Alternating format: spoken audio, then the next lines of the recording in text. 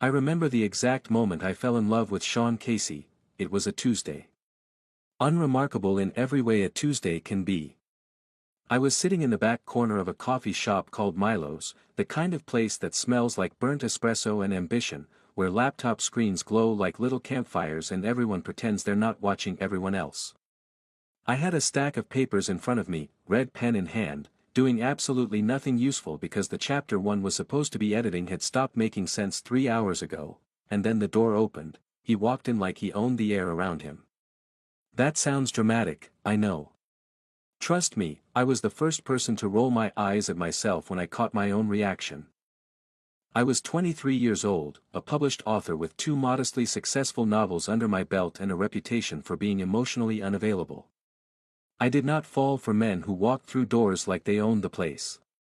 I did not fall at all, as a general principle, but Sean Casey walked through that door and the principle dissolved. He was tall.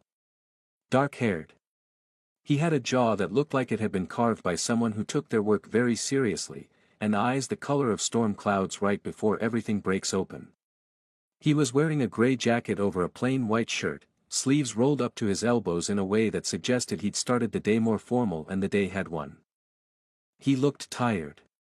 He looked like a man carrying something heavy that he refused to put down. He sat 2 tables away from me. He ordered black coffee and a croissant he didn't eat. He opened a folder and stared at it the way I'd been staring at my manuscript. With the particular desperation of someone who needs the answer to be in there, somewhere, and is running out of places to look, I watched him for 11 minutes before I realized I was staring. I looked back at my papers. Then I looked back at him. Then I did something I had never done before in my entire carefully constructed life of emotional unavailability. I leaned over and said, "Whatever's in that folder, it's not going to get better if you keep looking at it like that." He looked up. Those storm cloud eyes landed on me and I felt it in my chest, a kind of pressure that was almost painful. "Excuse me," he said, "the folder. I've been watching you stare at it for 10 minutes and you look more destroyed every time. Either the answer's in there and you can't see it, or the answer isn't in there and you're trying to will it into existence." I paused. Neither approach is working. There was a beat of silence. Then, slowly, the corner of his mouth curved up. "Arthur Costa," I said, extending my hand across the gap between our tables, "Sean Casey." His hand was warm. His grip was firm without being aggressive. "Are you always this intrusive with strangers?" "Only the ones who are suffering loudly in public spaces," he laughed. It was a low, surprised sound, like he hadn't expected to and wasn't entirely sure how to handle it. I catalogued it immediately. Filed it away. The way people with writers' brains do, hoarding observations like their currency. That was how it started. We talked for 2 hours that first day. He was a structural engineer, working on a project that had hit a bureaucratic wall so thick and so wide that he wasn't sure he'd ever get to the other side of it. I was a novelist pretending to edit a manuscript that had gone off the rails somewhere around chapter 8. We were both, in our own ways, stuck, by the end of those 2 hours. I knew 3 things about Sean Casey. 1. He was the kind of person who listened with his whole body. When I spoke, he turned toward me. He didn't check his phone. He didn't let his eyes drift. He was just there, completely, in a way I had never experienced before and hadn't known I was missing. 2. He laughed reluctantly, like laughter was something he'd been trained to ration, but once you got it out of him it was the most genuine sound in any room. 3. I was in very serious trouble. We started meeting at Milo's every Tuesday. Then Tuesdays and Thursdays. Then whenever we could manage, which became most days. It happened gradually, the way important things often do. So that by the time I noticed what was happening I was already deep inside it. He walked me home one evening when the rain started unexpectedly. We stood under the awning of my building for 40 minutes talking instead of going inside. When he finally said goodnight, he touched my face once, briefly, just the back of his fingers against my jaw, and I stood in my apartment doorway for a long time after he left, hand pressed to the place he'd touched. Our first kiss happened on a bridge. Because of course it did. Because the universe has a flair for setting design that my editor would probably call excessive. It was an autumn evening, the sky doing that thing it does in autumn where it turns 17 shades of amber and gold and refuses to apologize for being beautiful. We were walking and talking, something about a book I'd recommended that he'd actually read, genuinely read, not just skimmed so he could seem interested. He'd had opinions about it. Strong ones. We were in the middle of a spirited disagreement about whether the protagonist had made the right choice in the final chapter when he stopped walking. I stopped too, a step ahead of him, and turned back. What? He was looking at me the way he looked at things he was trying to understand. Methodical. Careful. Like I was a structural problem he was calculating the load-bearing points of. I've been trying to figure out the right moment, he said. And I've realized I'm going to be waiting forever if I keep doing that. Right moment for what? He stepped forward. He was close enough that I could feel the warmth coming off him, that particular warmth that alphas carry like a constant low-level fire. May I? He asked quietly. I said yes before my brain had fully processed the question. He kissed me softly. Once. Then, when I didn't pull away, again, less softly. The city continued doing its city things all around us, indifferent to the fact that my carefully maintained emotional distance was crumbling like old concrete. When we pulled apart, he was watching me with an expression I couldn't fully read. You're going to be trouble, I told him. Probably, he agreed. He took my hand for the rest of the walk home. I let him. The next 6 months were, without exaggeration, the best of my life. I know how that sounds. I know the particular brand of sentimentality it carries and how it sits in the chest of someone hearing a story that they already know ends badly. But I'm not going to minimize it or soften it or dress it up in retrospective irony just to make it easier to swallow. Those 6 months were genuinely, irrevocably, beautifully good. Sean was not an easy person. I want to say that clearly so no one builds him into a saint. He was stubborn. He had a tendency to internalize things that should have been said out loud. He could be distant when he was stressed, pulling away like a tide. And he had a complicated relationship with vulnerability that made it difficult sometimes to know what he was actually feeling versus what he wanted you to think he was feeling. But he was also the person who remembered, 3 weeks after I mentioned it in passing, that my grandmother used to make a specific kind of almond cake for my birthday. He showed up on my birthday with one, badly made, clearly baked by someone who had never baked before and had consulted an uncertain number of internet sources. He was the person who read everything I ever wrote. Not to flatter me. He read it with the same careful, structural attention he gave to engineering plans, and then he told me honestly what wasn't working and why. And he was right often enough that I started showing him things before I showed my editor. He was the person who, when I was in the black cave of a second draft crisis and hadn't left my apartment in 3 days, showed up with food and didn't ask me to talk about it. He just sat at the other end of my couch, reading quietly, being present in the way that only people who have really understood you can be present. Not fixing. Just staying. I loved him. I had been falling since that Tuesday in Milo's, and by the 6-month mark I had completed the fall and was standing on the ground of it, looking up at what I'd fallen from, knowing with absolute certainty that there was no climbing back.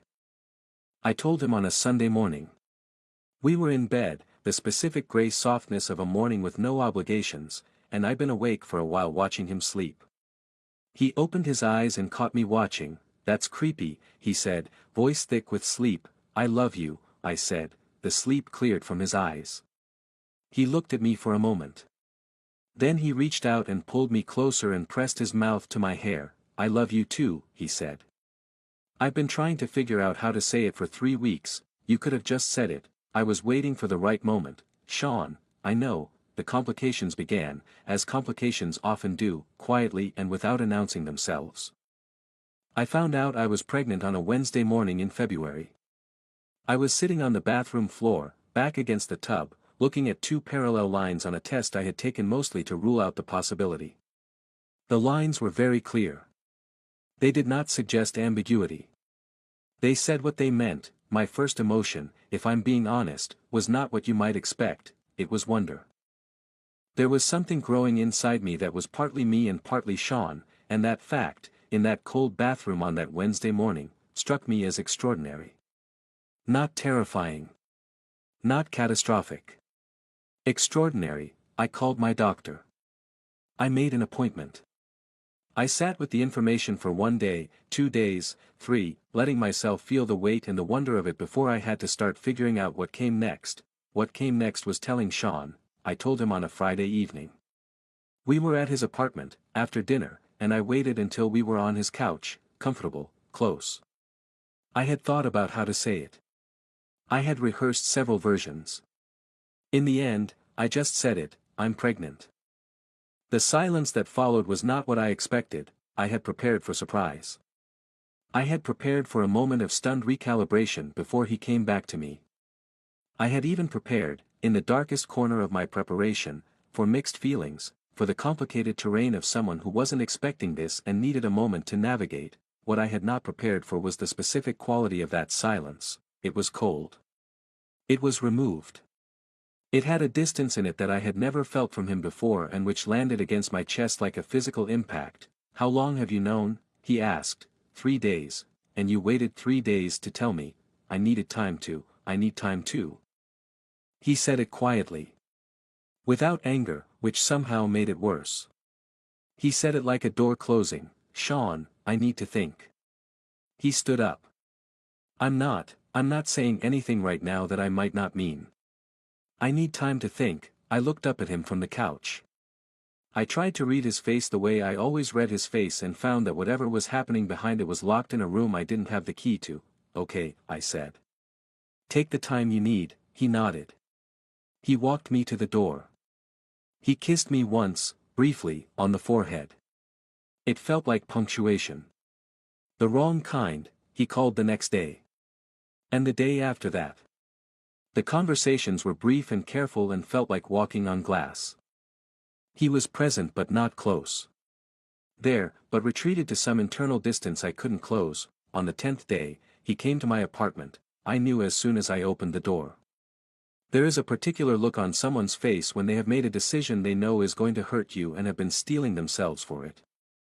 I had written that face on characters before, from the outside, as an observer. I had never had it aimed at me. I stepped back. I let him in. I sat on the couch and he sat in a chair across from me, not beside me, and I thought, he has placed furniture between us because he thinks it will make this easier. It won't, I can't do this, he said. I didn't say anything. I know how that sounds. I know what he stopped. His jaw was tight. This wasn't something I planned for. A family. I've spent a long time being very clear with myself about what my life would look like, and this isn't. You could have told me that, I said. My voice was steady. I was very proud of my voice for being steady. At any point in the past year, you could have told me that a family wasn't something you wanted. I know, I would have. I stopped. I wasn't sure, actually, what I would have done. I wasn't sure the knowing would have changed anything, given how deep I was already in by the time this conversation became possible. But I deserved the information. I deserved the choice. I'm sorry, he said. Are you, Arthur? Because sorry is a word people say when they've done something they feel bad about. And the thing you're doing right now is a choice. You can feel bad about a choice and still make it. Both things can be true. I know. Don't do that. Do what? Keep agreeing with me. It feels like, I stopped. Like you're waiting for me to exhaust myself so you can leave. Are you saying you want me to not have? No. His voice was sharp. No. That is entirely your decision and I would never. Good. I held his gaze. Because I'm keeping them, the word landed between us. He heard it too. Them. Plural. Something in his expression shifted, something complicated that I didn't have time to fully read before he locked it away again. You know it's more than one, he asked quietly. The doctor thinks so. We'll know more at the first official scan, but the initial tests suggest twins. His face did something then that I have thought about many times since. It wasn't the reaction of a man who felt nothing.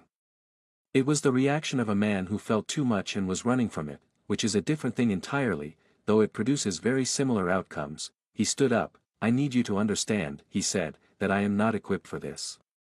That this is not something I can. You keep telling me what you can't do, I said. You're not telling me why. He stopped. He looked at me. For a moment the wall came down and I saw something real, something cracked and frightened and deeply ashamed, and then it went back up. I'm sorry, he said again, and then he left. I sat on my couch for a long time after the door closed. I didn't cry immediately. I sat very still, the way you sit when you're waiting to understand the full shape of what's just happened. The apartment was quiet in the specific, ringing way apartments are quiet after someone has left who should have stayed. When I did cry, it was not gentle. It was the kind of crying that comes from somewhere structural. From the load-bearing parts of yourself, and it left me exhausted and wrung out, and somehow, underneath all of it, still certain, I was keeping them, I was going to be okay. I said both things out loud to my empty apartment, because saying things out loud makes them more real, and I needed them to be real right then. I will not pretend that being pregnant and alone was romantic or empowering in the way that certain kinds of stories make it seem. It was hard. It was lonely in ways that were specific and physical, a loneliness that lived in the gaps where another person should have been. There were doctor's appointments where I sat in chairs meant for two people and took up only one. There were nights at 4 in the morning when the twins were both moving and I couldn't sleep, and there was nobody to press a hand to my side and share the wonder of it. There were moments of fear, sharp and cold, when I would think about what came next and feel the weight of it settling entirely onto my own shoulders. My mother came to stay for a month. She was practical and fierce and did not say anything unkind about Sean, which I appreciated, though I could see the effort it cost her. My friend Della, who had been my closest friend since university, showed up on alternating weekends with food and opinions and the specific gift of treating my situation as ordinary when I needed it to feel ordinary. I finished my novel. I know. People find this remarkable when I mention it. I finished it 6 weeks before my due date, sent it to my editor with a note explaining the circumstances, and she sent back a message that said only, "Arthur, this is the best thing you've ever written." I cried about that too. I think being stripped down to something very essential by grief and fear and love all at once does something to writing. I think it makes it honest in a way that comfort doesn't. I am not recommending the experience as a creative methodology. I'm just noting what happened. The twins were born on a Thursday in October, Oliver first. Then Eli, 6 minutes later, as though he'd needed a moment to decide. They put Oliver in my arms and I looked at him and felt something happen in my chest that I can only describe as a kind of reorganization.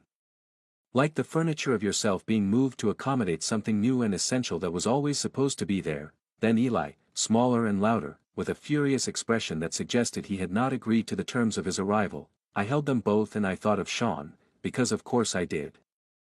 I thought of his storm cloud eyes and his reluctant laugh and the way he read with his whole body, and I thought, these two small humans have those eyes. They have that jaw. They are carrying half of a person who chose to be absent, and the grief of that is real and sharp, and it is also somehow not the loudest thing in the room. The loudest thing in the room was them. Oliver and Eli Costa. My sons, the first year was the hardest. I have been told this is always true and I believe it, though I suspect the first year of twin parenthood has specific difficulties that regular first-year parents are not fully exposed to.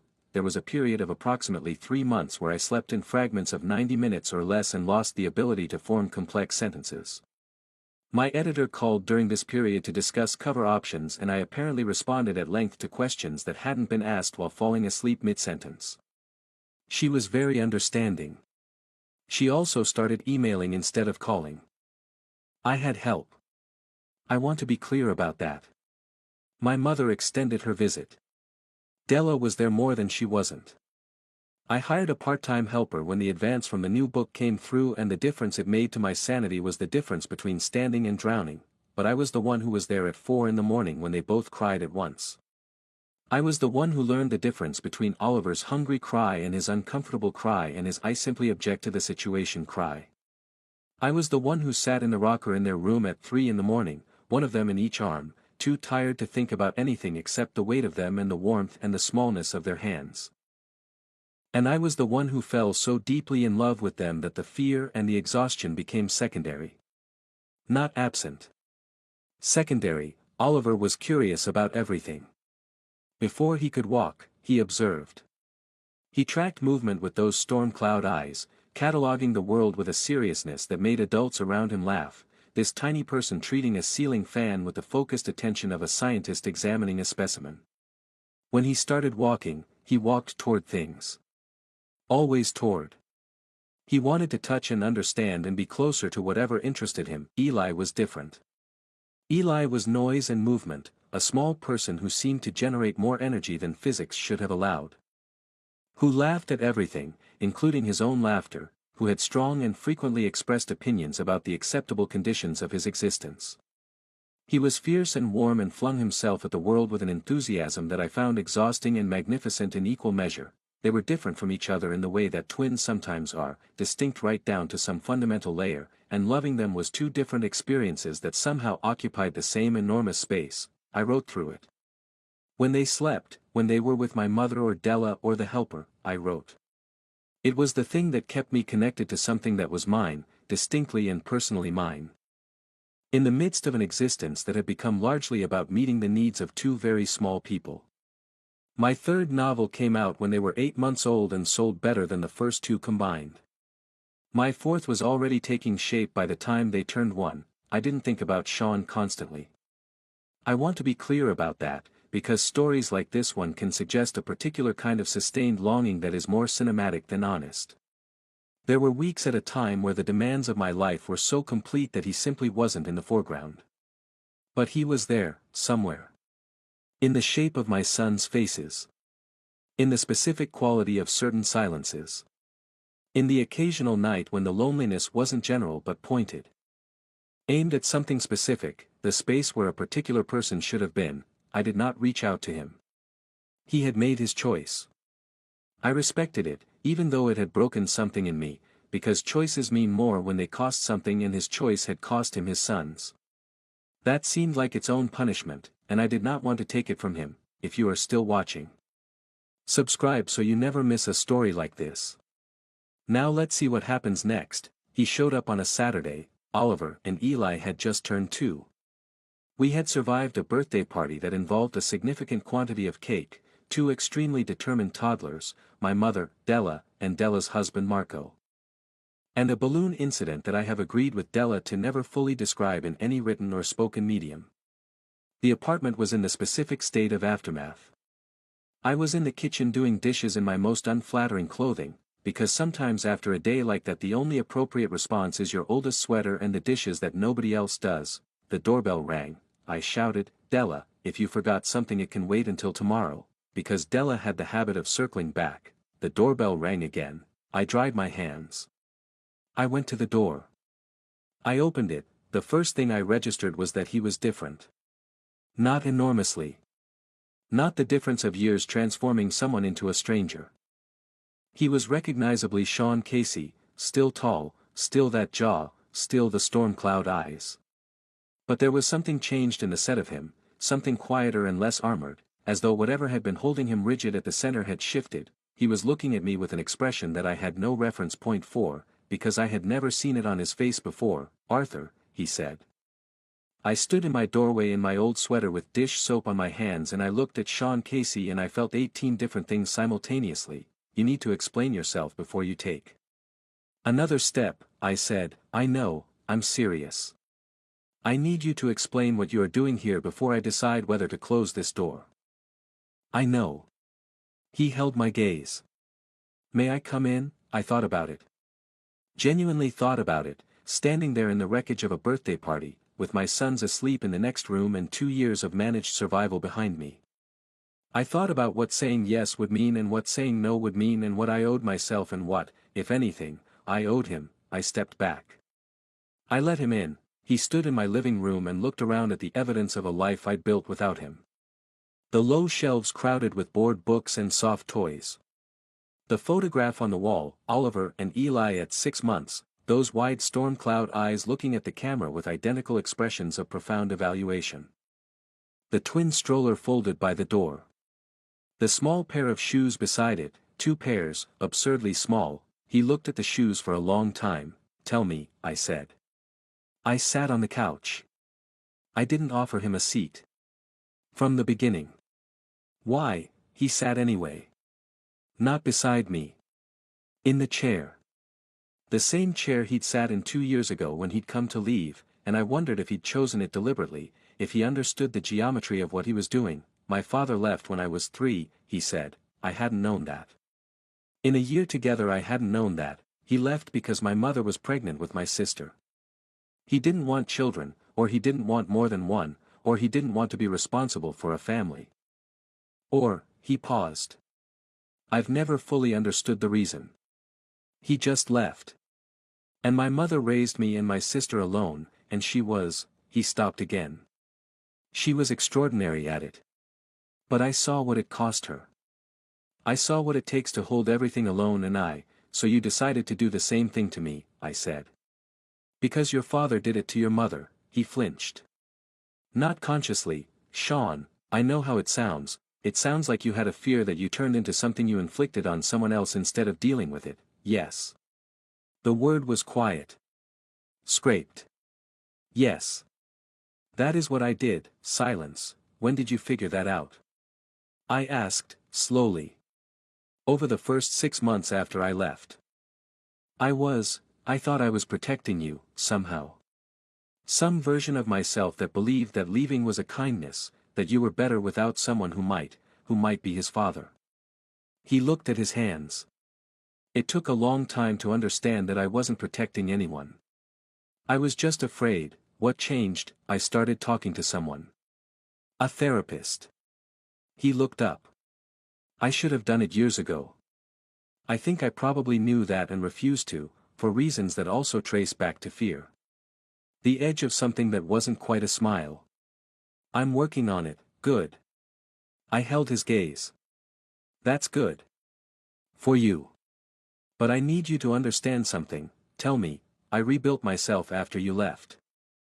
I built a life. Not in spite of what happened but through it and around it, and I am not willing to have that destabilized. I am not available to be someone you return to when you figured things out, as though 2 years of being absent is a break that we come back from.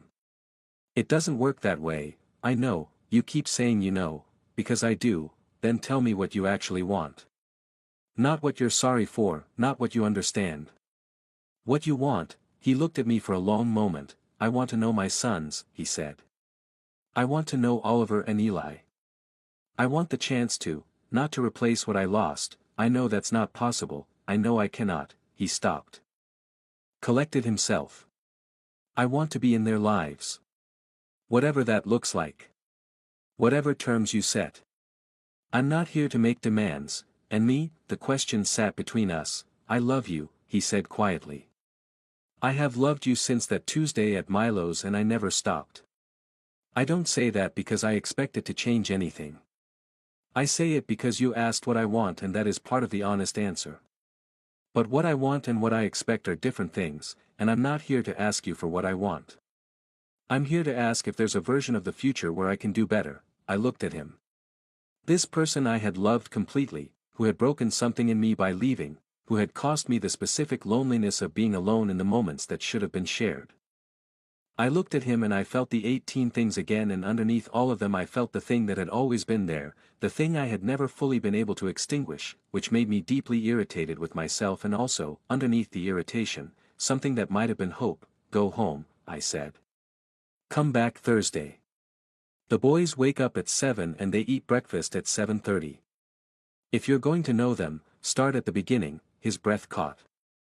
I watched it happen. Thursday, he said, don't be late. I won't. He stood. He walked to the door. He stopped with his hand on the door frame and looked back at me, and I could see him working out whether to say something else. Doing the structural calculation of it, which was the most Sean Casey thing I had ever witnessed. Thank you, he said finally. Just that, I nodded. I held everything steady until the door closed. Then I sat back against the couch and put my face in my hands and breathed. I barely slept Wednesday night. This is not something I want to admit, but honesty is the only currency this story has, so, I lay awake for most of the night in the particular way of someone whose mind will not stop running its calculations. What I was doing. What it meant. What I was opening, and whether it could be safely opened.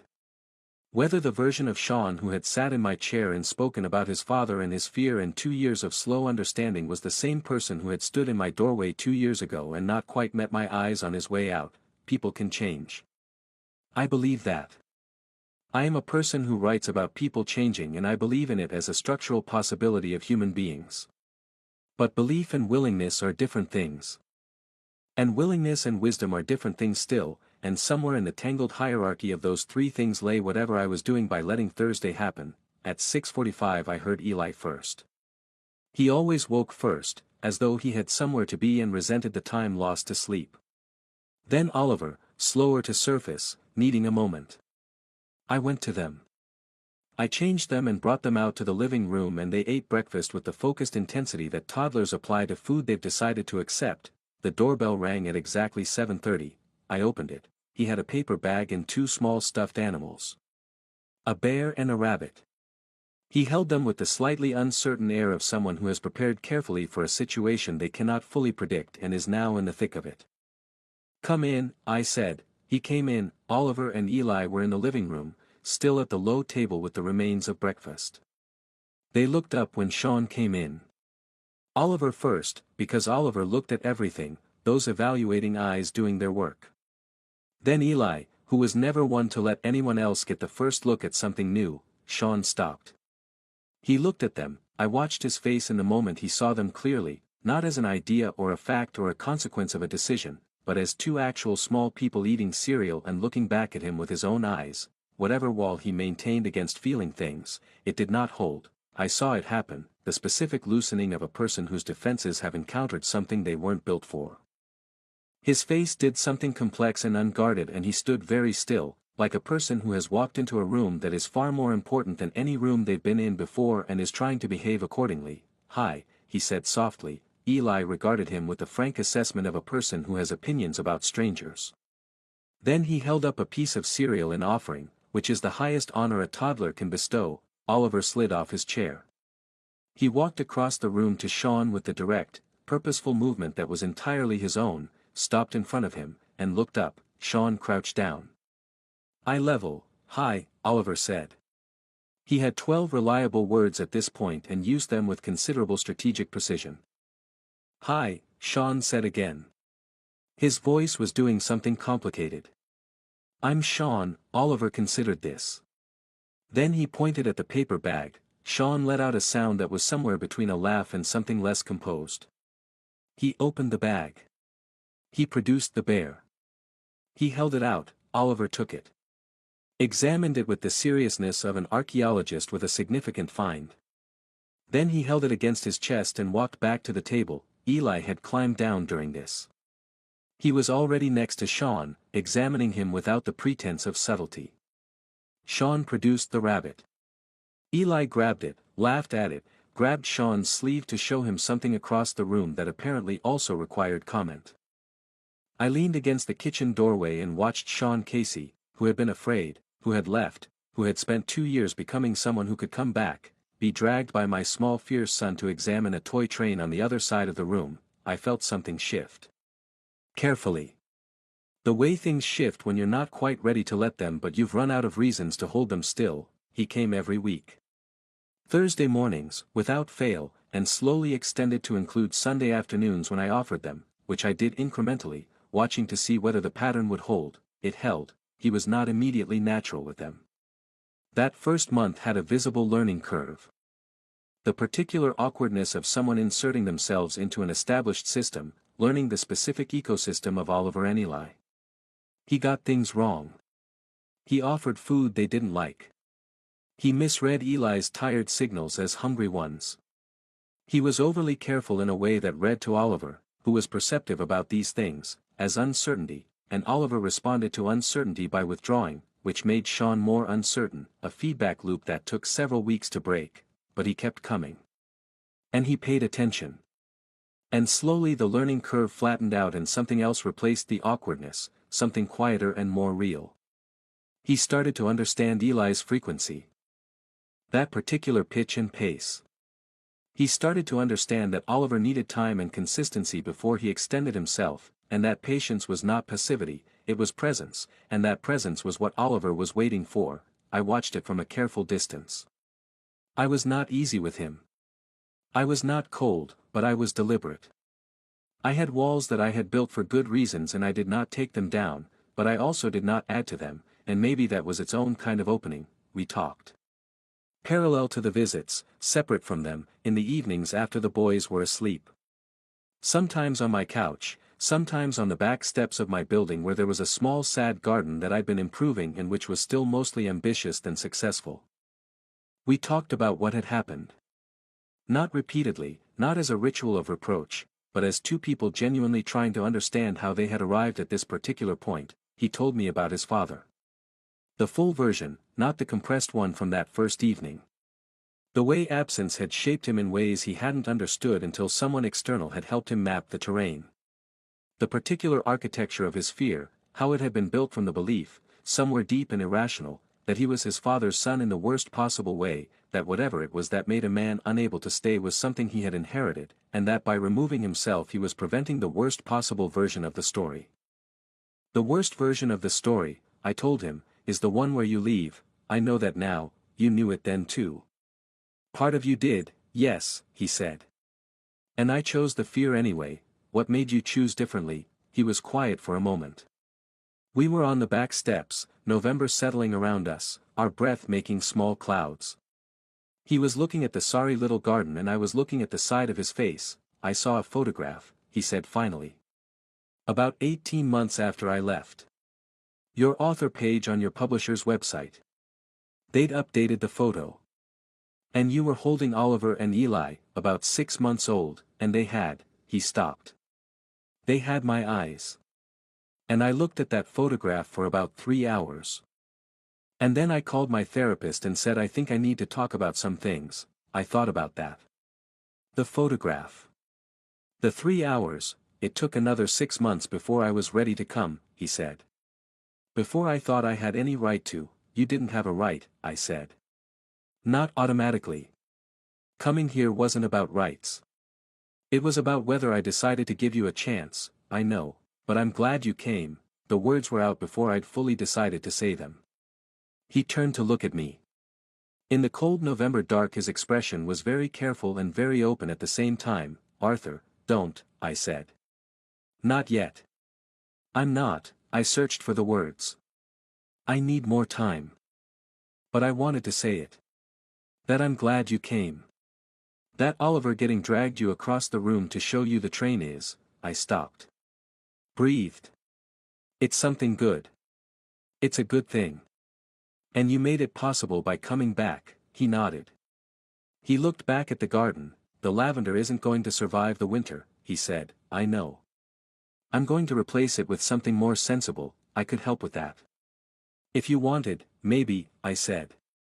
Maybe. Winter came and Oliver and Eli had opinions about snow, which they expressed voluminously and required demonstration of at every available opportunity. Sean built a snow structure in the small park near the apartment that was technically a snowman but had been modified by Eli's input into something more experimental. Abstract, with the additional branch arms and pinecone details that gave it a particular personality. Oliver named it Gus, which he considered fully settled, and visited it daily until it melted. Spring came. The garden on the back steps improved. Sean had, as it turned out, a practical knowledge of plants that extended from his general interest in how structures worked in the world, and he replaced the lavender with something hardier and spent 2 Sundays in late April helping me address the soil situation while the boys supervised from a blanket with the serious air of project managers. Summer came. The boys turned 3 in October, a smaller party than the year before, still chaotic but differently so. A chaos I was no longer managing alone. It happened gradually, the thawing. Not dramatically. Not with a declared moment of resolution.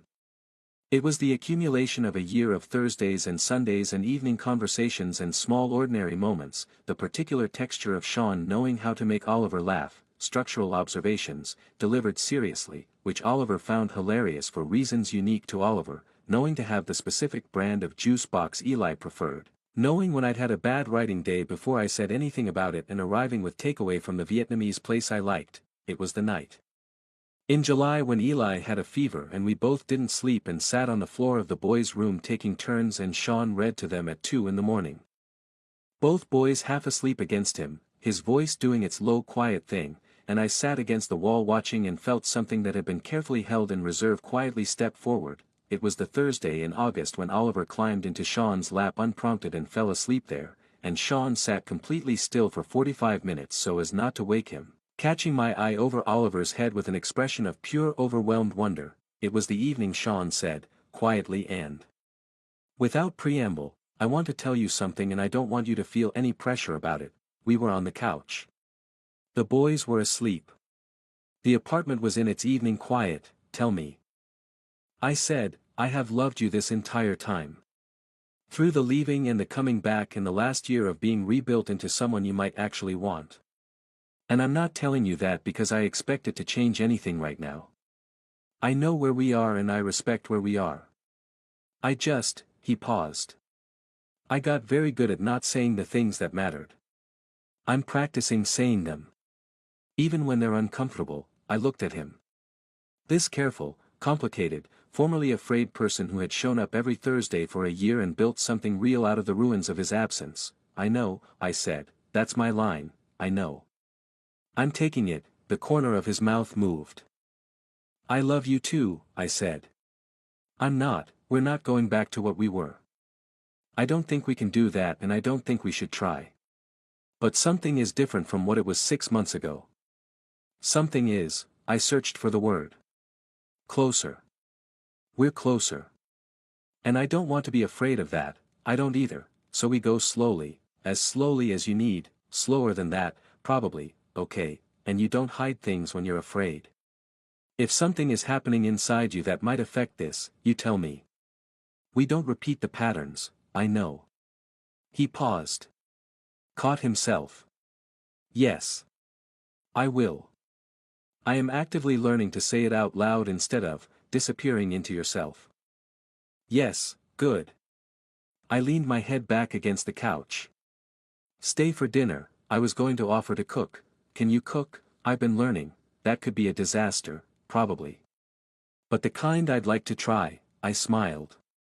It happened before I could assess it. His expression shifted in response, that reluctant warming that had undone me in a coffee shop 3.5 years ago, and I thought, there it is. "That's still there." "Fine," I said. "But I reserve the right to order takeaway as backup." "Reasonable," he said, and he went to my kitchen and made an attempt at pasta that was, in fact, not a disaster, which I told him at the table while he watched me eat it with visible concern. "It's good," I said. "You're just saying that, Sean." "The pasta is good." Oliver had knocked his fork on the floor and was watching this exchange with great interest. He picked up a new fork, pointed it at Sean, and said, "Good." Eli laughed at this and clapped, because Eli applauded things that pleased him on an instinctual basis. I looked at my sons and at Sean and at the disaster of a dinner table with the fallen fork and the juice box that was definitely going to tip over in approximately 30 seconds, and I felt the shape of something assembling itself around me, not the same as before, better than before, more honest and more hard-won and more worth protecting. Oliver and Eli turned 4 in October. The party involved Sean. Fully, officially, in the way that didn't require explanation or careful staging. He was there from the beginning, blowing up balloons with Eli, who was convinced he could do it himself and was receiving encouraging commentary on his attempts. He was there making the cake, which had become his specific contribution to birthdays and which had evolved considerably from that first, uncertain attempt on my birthday years ago. It was a chocolate cake with green frosting because Eli had decided green was the correct color and there was no discussing it. He was there when Oliver fell and scraped his knee and wanted specifically and immediately a bandage applied by Sean, which he accepted with a gravity that suggested the wound was significant, and Sean administered the bandage with the attentiveness that Oliver required without making a fuss of the whole thing. He was there at the end, when the guests were gone and the apartment had been partially restored to order and both boys were asleep, worn out by the particular intensity of being 4 and having a birthday. He was there helping me with the final round of dishes, the low comfortable quiet of two people who have learned the shape of each other's silences. "I need to ask you something," he said, without looking up from the dish he was drying. "Ask." "I've been looking at apartments." I turned. He was looking at me now. "Not," he set the dish down. "Not with any assumption. Not with a plan I'm presenting as settled. Just, I've been looking. There's one 2 streets from here. Ground floor, garden access. Big enough." He held my gaze. I want to be close. I want to be the person who is there for the flu and the bad dreams and the ordinary Tuesday mornings. I want to know if that's something we're moving toward. 2 streets, I said, 2 streets, I thought about it. The logistics of it. The emotional reality of it. What it would mean for Oliver and Eli to have him 2 streets away, not a scheduled visit, accessible. What it would mean for me, you could come for breakfast. I said finally. He blinked. What, if you're 2 streets away? You could come for breakfast. Not every morning. But, I paused. The boys do better on mornings you're here. And I stopped. Let it be what it was. I do better on mornings you're here. Something opened in his face. Quietly. Deeply, Arthur, look at the apartment, I said. Tell me what it's like. He signed the lease on a Thursday. Of course he did. He was 2 streets away and he came for breakfast 3 mornings a week and on Sundays and on the evenings when the boys asked for him, which became most evenings, so that the question of what exactly we were sorted itself out less through declaration than through the simple accumulation of being present in each other's lives as though presence was the most natural thing. We did not rush. We had built something too careful and too important to rush. We had the particular patience of people who have survived the worst versions of their own fear and chosen differently and know exactly what that cost, but he held my hand on a walk in February and I let him, and the following Thursday morning when he came for breakfast he kissed me in the kitchen before the boys were up and I kissed him back, and that was, by any reasonable accounting, the beginning, not the same beginning. The first beginning had been beautiful and unguarded and had assumed a future that it wasn't ready to actually build. This beginning was slower and more deliberate and carried all the weight of everything that had happened. The leaving and the returning and the year of careful reconstruction, and it was, for all that weight, the most solid beginning I had ever experienced. It was like the difference between a structure that looks finished and a structure that is finished. Between something that stands and something that holds. Oliver is 5 now and has recently developed a consuming interest in how bridges work, which Sean has been addressing with a degree of thoroughness and enthusiasm that suggests this is the best thing that has ever happened to him. They spend Saturday mornings looking at photographs of notable bridges and Sean explains the structural principles and Oliver asks questions that are, by any measure, more sophisticated than they should be at 5, and Sean answers them with complete seriousness as though this is a conversation between colleagues. Eli is 5 and has recently decided to be a musician, an ambition he pursues by banging on every surface available to him with whatever he can find, which has led to the negotiated introduction of an actual drum pad, which is at least controlled and bounded. He also sings. He has, genuinely, a very good ear, and he will sing anything if you ask him, including improvised songs about whatever is happening around him, which has become a form of ongoing family commentary that I am considering turning into a book. I am writing the book. Actually. Not about Eli's singing specifically but about this, some version of this, the shape of how we got here and what we built from what broke. My editor says it's the most personal thing I've ever written. She's right. It's also, I think, the best. Sean lives 2 streets away and is here most days and has been the structural engineer of our particular life in the most literal and metaphorical sense possible.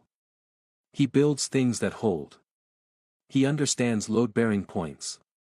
He knows that what matters about a structure is not how it looks from the outside but whether it can carry what it needs to carry over time. He asked me, on a Tuesday in March, in Milo's, at the same back corner table where I had first seen him. He had planned it. I had suspected something was being planned but not the full shape of it, not the fact that he had taken me back to the actual beginning, which was, I said afterward, excessive in terms of sentimentality, which made him laugh in the way I had been cataloging since the first time. He said, I left once and I will not leave again.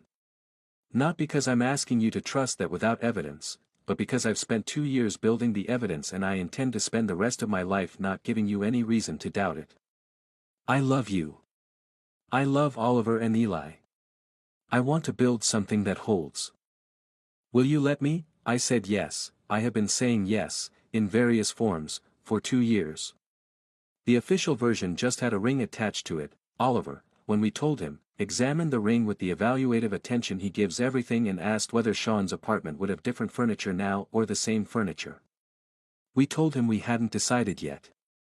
He considered this, nodded, and returned to the bridge photograph he'd been examining. Eli sang a song about it. It was, objectively, excellent. I have it recorded. This is the thing about love that I know now, that I didn't know at 23 in the back of a coffee shop watching a man with storm cloud eyes stare at a folder. It is not a fixed point. It is not a perfect moment on a bridge in autumn that can be frozen and preserved as the thing itself. It is structural. It is weight-bearing. It is the material you build with and the decisions you make and the willingness, over and over, to stay in the room and say the thing and not let the fear run faster than the love. It is every Thursday morning. Every ordinary breakfast. Every scraped knee and birthday cake and late night on the couch and conversation on the back steps in the cold. It is showing up, that is all. That is everything. Sean Casey learned, eventually, to show up, and I learned, eventually, to let him. If you made it to the end, you're my kind of person. Subscribe. Drop a comment, and I'll see you in the next story.